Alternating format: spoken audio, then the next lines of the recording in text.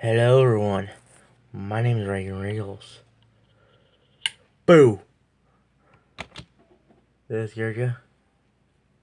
Even if I did or not, I just want to know. So, I'm going to be reading some horror poetry from the great Edgar Allan Poe, and today's is The Raven. Now, before I can get into this,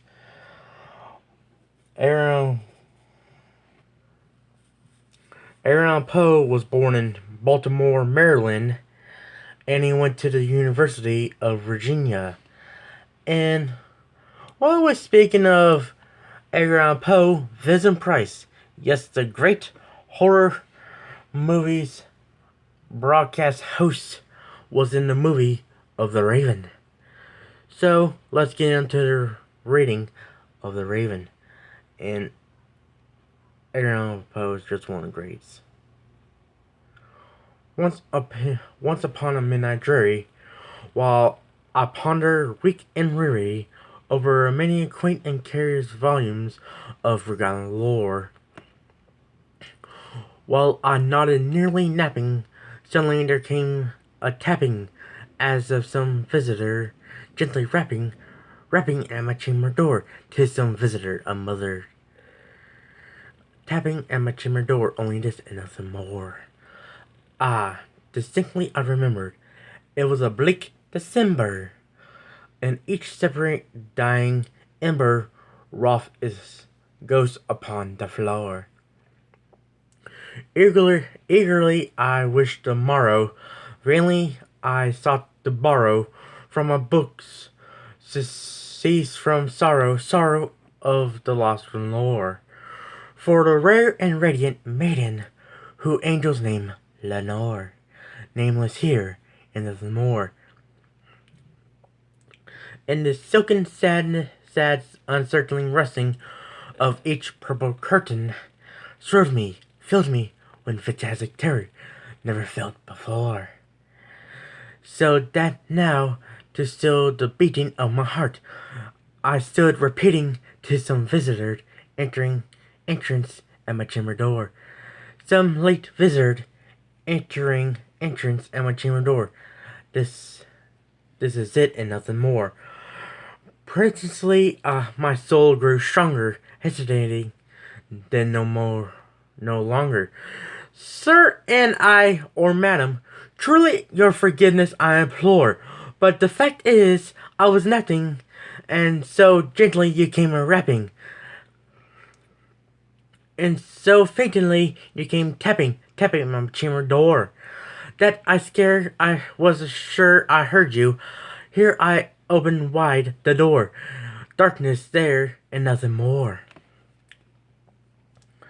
Deep into the darkness peering, long I stood there wondering, fearing, doubting, dreaming dreams no mortal have ever dreamed before. But the silence was unbroken, and the stillness gave no token, and the only word there spoken was the whispered word, Lenore. This whispered and echoed, muttered back the word, Lenore. Merely this and nothing more. Back into the chamber turning, on my soul within me burning. Soon again I heard the tapping, somewhat louder than before. Surely, said I, surely that is something at my window lattice. Let me see, then, what is threatening is, and the mystery explore. Let my heart be still a moment, and this mystery explore. 'Tis the wind, and nothing more. I open here. I flung the shutter, when was a many flirt and flutter, and the step a stately raven and stately day of yore. Not least accidents made he.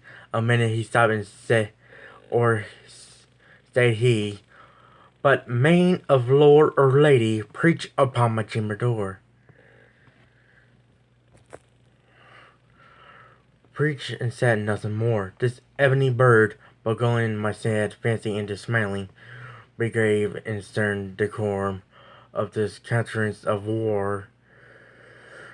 Though thy crest of thorn and shave thou, I said, art sure no craven, ghastly grim in the ancient raven, wandering from the nightly shore.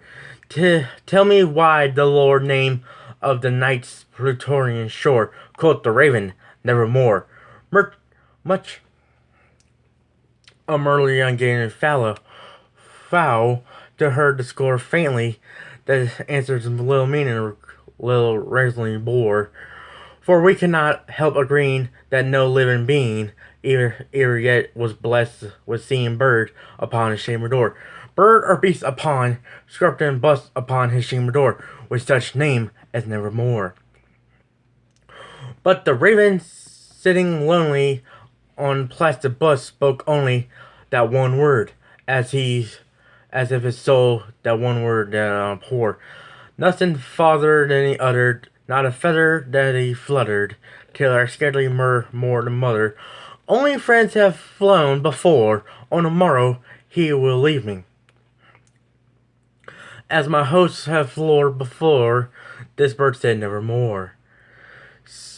Startled at stillness broken, but repeatedly or partly spoken, doubtless I said, what is utters is only stock and store, caught from some unhappy master, who unmercifully disastered, followed the fast and followed faster till his songs one burden bore. Till I the search of his hopes of melancholy burden bore, or of nevermore. But the bird, the raven, still beguiling into my fancy, into smiling, straight I wheeled a cushioned seat in front of the bird, and busting door. Then upon the velvet sinking, I betook myself into linking fancy and unto fancy, singing, what is this ominous bird of yore? What is this grim, ghastly, gaunt and ominous bird of yore, man croaking nevermore?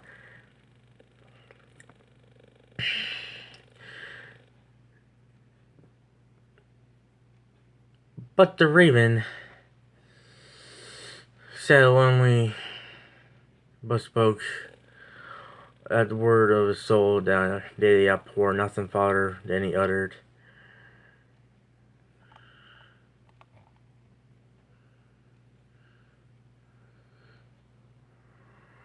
A bosom poor this, a more said, dry, divine in my head at ease. Reclining on the old cushion velvet lining of that lamp unglinted o'er, but the velvet veiling lining of his lamp on galore, she self has nevermore. Then a moment there grew destined perfume of the unseen, swung my swing through to her door. Wretch, I cried, doth God have let thee? By the angels have sent thee respite, and underneath from the side memories of Lenore. Quaif, this kind of repentance of this forgotten, this lost Lenore. Quoth the raven, nevermore. Prophet, I speak of evilness, and tell me in the poor. Quoth the raven, nevermore. The raven, never filtering and still ascending, and and the soul shouting, floating on its floor, shall be lifted nevermore. Alright. This is it.